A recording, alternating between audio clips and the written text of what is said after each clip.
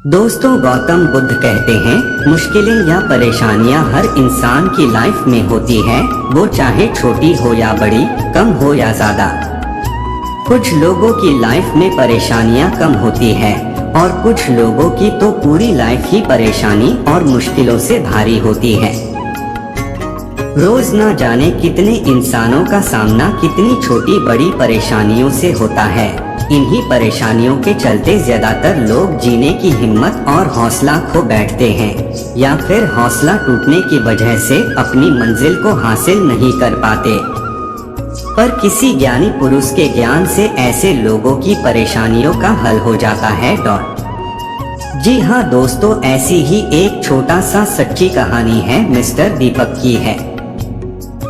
दीपक राजस्थान के किसी शहर में रहता था। वह ग्रेजुएट था और एक प्राइवेट कंपनी जॉब करता था, पर वो अपनी जिंदगी से खुश नहीं था। हर समय वो किसी न किसी समस्या से परेशान रहता था और उसी के बारे में सोचता रहता था। एक बार दीपक के शहर से कुछ दूरी पर एक फकीर बाबा का काफिला रुका हुआ था। शहर में चारों ओर उन्हीं की चर्चा थी। बहुत से लोग अपनी समस्याएं लेकर उनके पास पहुंचने लगे। दीपक को भी इस बारे में पता चला और उसने भी फकीर बाबा के दर्शन करने का निश्चय किया। छुट्टी के दिन सुबह ही अजय उनके काफिले तक पहुंचा। वहां सैकड़ों लोगों की भीड़ जुटी हुई थी। बहुत इंतजार के बाद अजय का नंबर आया। वह बाबा से बोला, बाबा, मैं अपने जीवन से बहुत दुखी हूँ। हर समय समस्याएं मुझे घेरी रहती हैं। कभी ऑफिस की टेंशन रहती है तो कभी घर पर अनबन हो जाती है और कभी अपने सेहत को लेकर परेशान रहता हूँ। बाबा, कोई ऐसा उपाय बताइए कि मेरे जीवन से सभी समस्याएं खत्म हो जाएं और मैं चैन से जी सकूं। बाबा मुस्कुराए और बोले, पुत्र, आज बहुत देर हो गई है। मैं तुम्हारे प्रश्न का उत्तर कल सुबह दूंगा, लेकिन क्या तुम मेरा एक छोटा सा काम करोगे? जरूर करूंगा, दीपक उत्साह के साथ बोला। देखो बेटा, हमारे काफिले में 100 ऊंट हैं और इनकी देखभाल करने वाला आज बीमार पड़ गया है। मैं चाहता हूँ कि आज रात तुम इनका ख्याल रखो और जब 100 के 100 ऊंट बैठ जाएं तो तुम भी सो जाना। ऐसा कहते हुए बाबा अपने कुटिया में चले गए। अगली सुबह बाबा दीपक से मिले और पूछा, कहो बेटा, नींद अच्छी आई? कहा, बाबा, मैं तो एक पल भी नहीं सो पाया। मैंने बहुत कोशिश की पर मैं सभी ऊँटों को नहीं बैठा पाया। कोई न कोई ऊँट खड़ा हो ही जाता। दीपक दुखी होते हुए बोला, मैं जानता था यही होगा।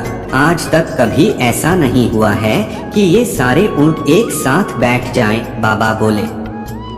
दीपक नाराजगी के स्वर में बोला, तो फिर आपने मुझे ऐसा करने को क्यों कहा? बाबा बोले, बेटा, कल रात तुमने क्या अनुभव किया? यही ना कि चाहे कितनी भी कोशिश कर लो, सारे ऊँट एक साथ नहीं बैठ सकते। तुम एक को बैठाओगे तो कहीं और कोई दूसरा खड़ा हो जाएगा। इसी तरह तुम एक समस्या का समाधान करोगे तो किसी कारणवश दूसरी खड़ी हो जाएगी। पुत्र, जब तक जीवन है ये समस्याएं तो बनी ही रहती हैं, कभी कम तो कभी ज्यादा। तो हमें क्या करना चाहिए? दीपक ने जिज्ञासावश पूछा। इन समस्याओं के बावजूद जीवन का आनंद लेना सीखो। कल रात क्या हुआ? कई ऊंट रात होते होते खुद ही बैठ गए।